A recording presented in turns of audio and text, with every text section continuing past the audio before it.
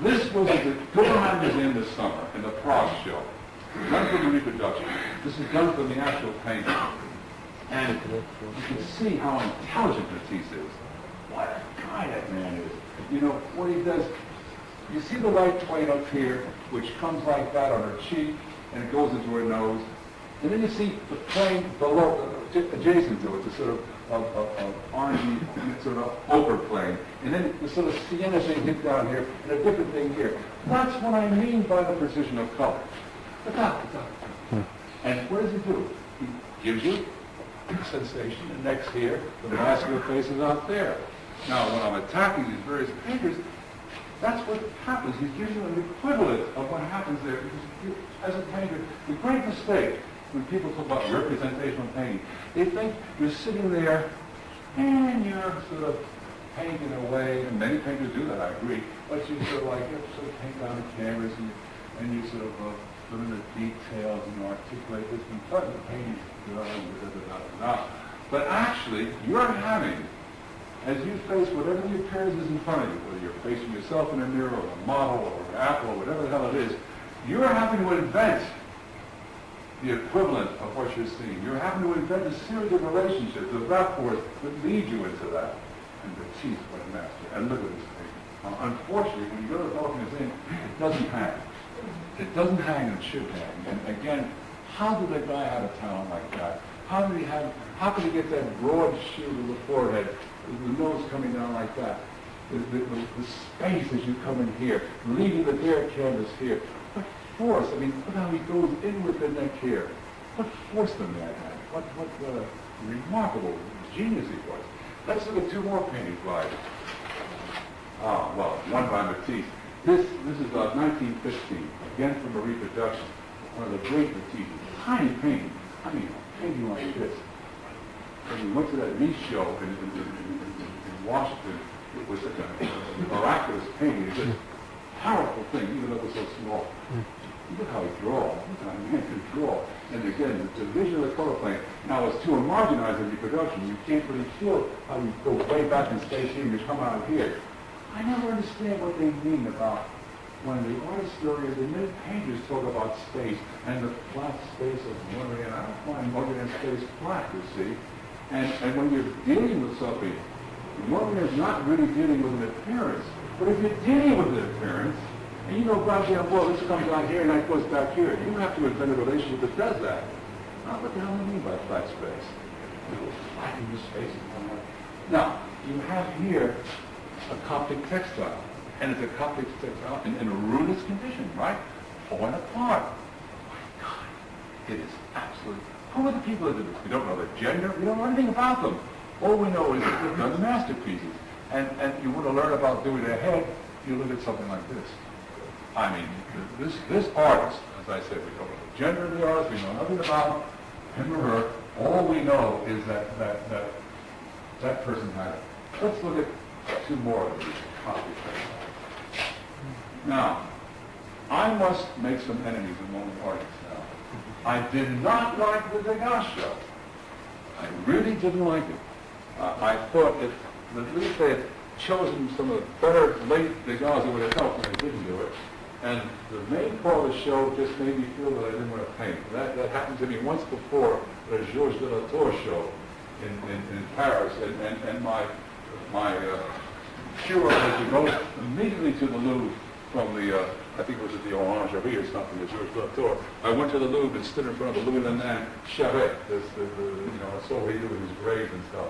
Of course, the tour had no color at all. It was put all kinds of colors, but it was all like very cleverly like Caravaggio. I can't take Caravaggio very well. And when it was like, these marvelous silhouettes, and I was disappointed because I went to the museum in Tours and saw a marvelous sort of child in sparkling clothes. I thought I'd like the show. Anyway, I didn't dig the show, and it depressed me, and I went to the Degas show, and it depressed the hell out of me. So what do? You walk downstairs, and if you're me anyway, you walk downstairs in the night. Just before you go to the Egyptian room, you see this, which is enlarged, right? I mean, slide enlargement. You're talking about this big. Okay. Now, the Degas heads are facile, enormous facility, intelligence. I think they lack guts, and I think they're not true. They don't really hold. Okay, for me to know, okay? When I look at this and I say, oh Christ, I can learn everything about painting just from this. It's not even painting, what is it? I mean, it's sort of nubby yarn on a piece of canvas. But you know, that little swan's body here and the swan's leg here, what he does with those lips, how he gets that nose rooted in here, how he gets the forehead. Oh my gosh, it's all there. You should look at this when you go to the Met. This is in a private collection. But again, what you can learn about painting from this, which I think you can't learn. I'm sorry, I don't think you can learn from the Degas heads. Look at this is from an advertisement in a magazine, so it's not from the original slide. But look at that deep red he has here. Now look at the change in the slight diagonal of the neck right up into the ear. It's like a change. And then moving over here, you can see those open division of the color planes. The guy gets everything. Simple, powerful statement. I mean, again, you learn everything about painting this, and of course what I'm not mentioning is that they get the quick of life. They get that mysterious thing that you want to get when you're doing a portrait, when you're doing a head, which you try and you fail, and they got it in a marvelous way. Let's look at a couple more and we can go. Okay. I show a very nice Giacometti bouquet, and I show one of Giacometti's favorites among the Rand's paintings, the Bouquet de Rouge. And it's this attitude in Duran that so excited Giacometti. Well, that's why Leland told me that Giacometti had been to see Duran and came to Leland without Champs-Élysées. And he said, Giacometti was raving. He said, he's the only guy among the old ones who talks about our problems. He talks in the same way we do about the same things. He faces our problems and tries in the same way. You know, it's terrific. He's the only guy. Now, here's a guy. I've been with Giacometti when he was pissed off because he said, damn, Picasso's going to come around again to his studio. You know,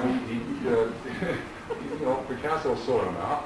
And certainly, he admired Matisse. He had a marvelous head of Matisse's. And he didn't want to do that drawing of Matisse. But it was Duran he talked about. And the kind of attitude he's talking about is this sort of taking your chances. Now this is a typical marvelous late Duran, in which he has this nest of cloth and the vase springing up, and that great round of the flower, the pathetic drop of the flower here, and just this moving from this plane, which comes out like that, back to this plane, which goes back like that. He makes that thing just come alive. And of course, from Giacometti, which Giacometti depended very, very much, almost exclusively on the drawing, and didn't need more than just a very subdued palette to work and make that drawing hold where it should hold. With Duran, it was a very different thing. He was a different kind of artist entirely in terms of his needs. But let's look at the last two slides, and they're by an artist admired by Giacometti and admired by Duran. The next two is the last. How happy we are. Now, Chardin, Duran said, you know, at bottom I haven't changed. When I was a kid, he said this at the end of his life, when I was a kid, I had this great love for Chardin. It stayed with me always.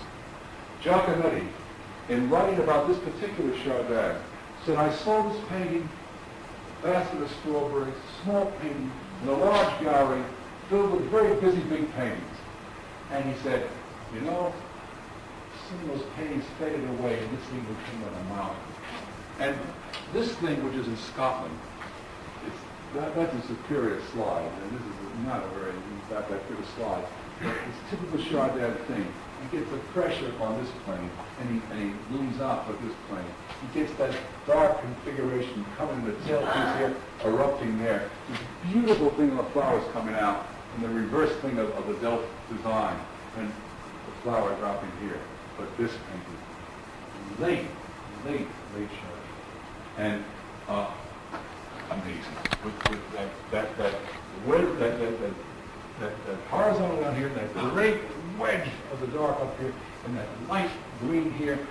You adjust the pressures of these color masses so beautifully. And look at that little dark thing that comes up here, and how it comes in here. And then there's this violence. First of all, there are these sort of army marching of the facets of the glass, these vertical things. It's like that. And it's sort of the multiplicity of that against the multiplicity of the reeds, against the multiplicity of the strawberries themselves. But then there's violence of that lift coming like that and throwing everything off like that.